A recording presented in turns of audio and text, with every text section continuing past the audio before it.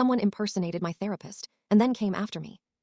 When I was 9 years old, my mom sat my dad, brother, and me down and told us that her then therapist, Dr. Kathleen Porter, said she couldn't be a good mother or wife unless she learned to put herself first.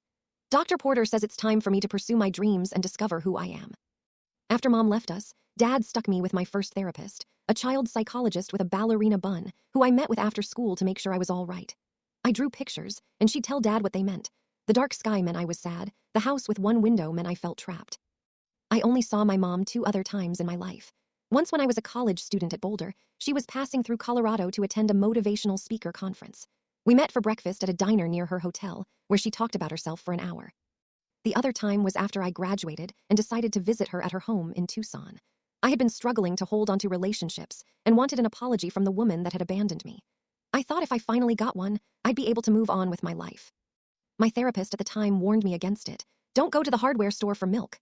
She said I needed to find a way to move on without an apology, something I had heard countless times before from other shrinks. But I couldn't. I needed one from my mom, and the problem was there was no apology to be had. When I confronted her, she told me she had saved herself by leaving our family, and she was forever grateful to Dr. Porter. After she didn't apologize, I decided the second best thing would be to get one from the woman I despised almost as much as my mom, Dr. Porter.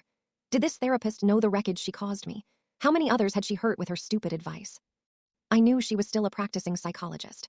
I had Googled her through the years, keeping tabs on the woman responsible for ruining my life.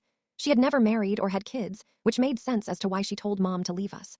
She had imposed her chosen life on a patient, and I suspected Mom wasn't the only one. My mom didn't take my dad's last name, so Dr. Porter had no idea who I was when I scheduled an appointment with her. In our first session, I told her how damaged I was by my mom's abandonment and how I'd struggled in my adult life, all because my mom had listened to a depraved therapist who was probably unhappy in her own life.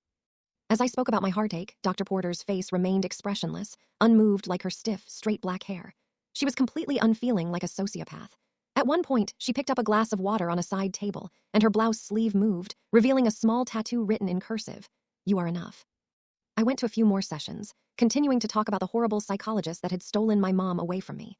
I kept waiting for some response or revelation from Dr. Porter, saying she felt guilty because she had once given a patient the same advice and how she was now filled with regret.